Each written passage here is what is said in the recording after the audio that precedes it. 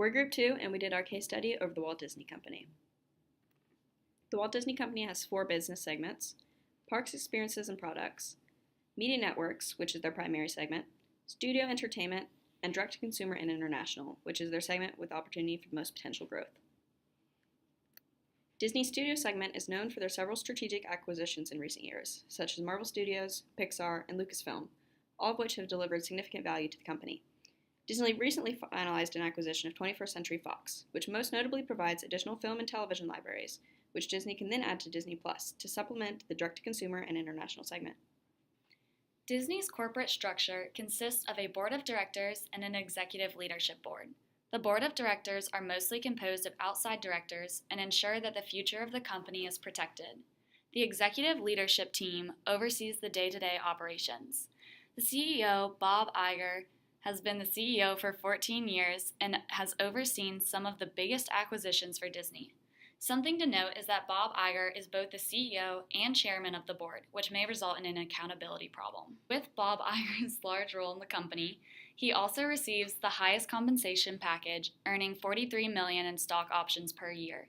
These compensation packages attempt to incentivize and align the shareholders' and managers' actions to promote future growth. However, there is a concern about the quality of corporate governance due to the high compensation packages. Managers may be more willing to take greater risks in hopes that it will pay off in the short run without being concerned about the long-run well-being of the firm. We then conducted an external analysis using the PEST test and the opportunities and threats of the SWOT analysis. The PEST studies the industry external analysis looking at political, economic, sociocultural factors, and technological factors. In the political environment, firms must be concerned with the changing protections and copyright laws between countries. Economically, production costs and therefore movie ticket prices are rising. Socioculturally, movie theater attendance is starting to stagnate as streaming is becoming more popular. Finally, technology is improving for the industry as a whole. The opportunities faced by the industry are advancing technology and continuous innovation to create the newest technology, growth in divisions like streaming services, and international expansion to new markets and audiences. The threats are IP piracy issues and not having enough protection for copyright infringements, institutional voids of governments that do not protect these property rights, and technological disruption as it is constantly changing. Another tool we can use to analyze the mass media entertainment industry is Porter's 5 Forces. In this industry, the threat of entrance is low because the barriers to entrance is high. The bargaining power of buyers is also low because of the large amount of diverse buyers. The bargaining power of suppliers is at medium level because of a large amount of suppliers and their desire to maintain good relationships with these companies. The threat of substitutes is at the lower end because the industry is so diverse that it gives consumers a variety of options to choose from. The rivalry among competitors is very high in this industry because all the firms are fighting for customer loyalty.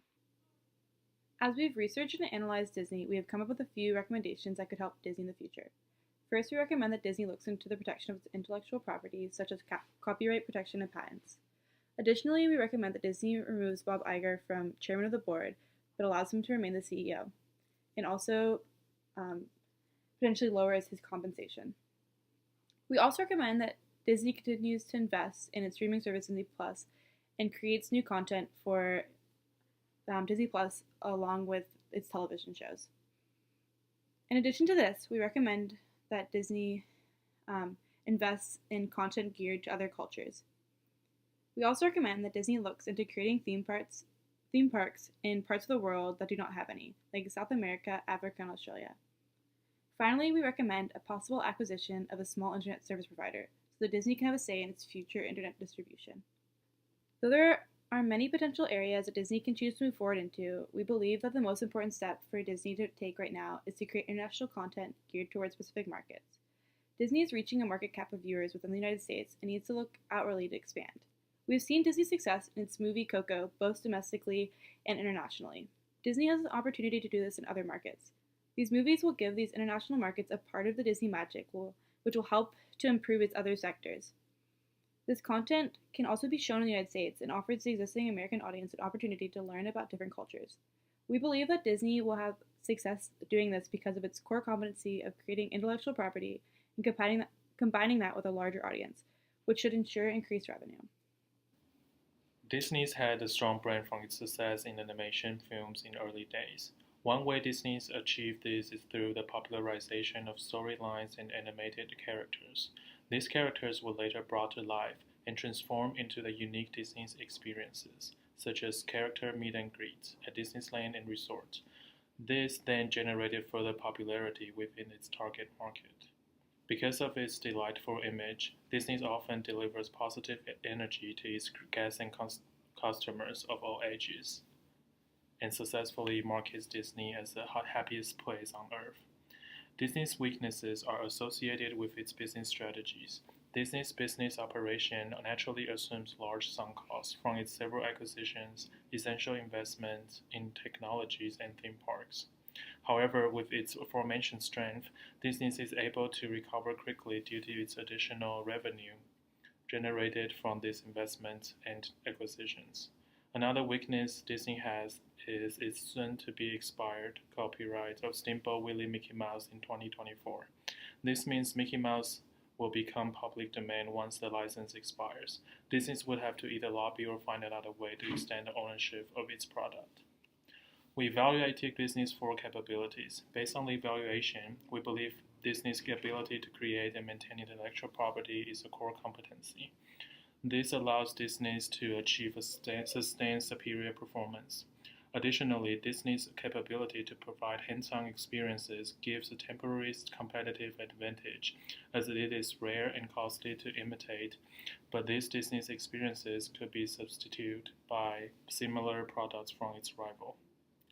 Finally, the two other capabilities, product diversification and its global and local presence, are both valuable and costly to imitate, but these capabilities are not rare and are substitutable by many other multinational firms in the industry. Disney's star component is their theatrical films. We recommend they focus on relying upon this for their international growth.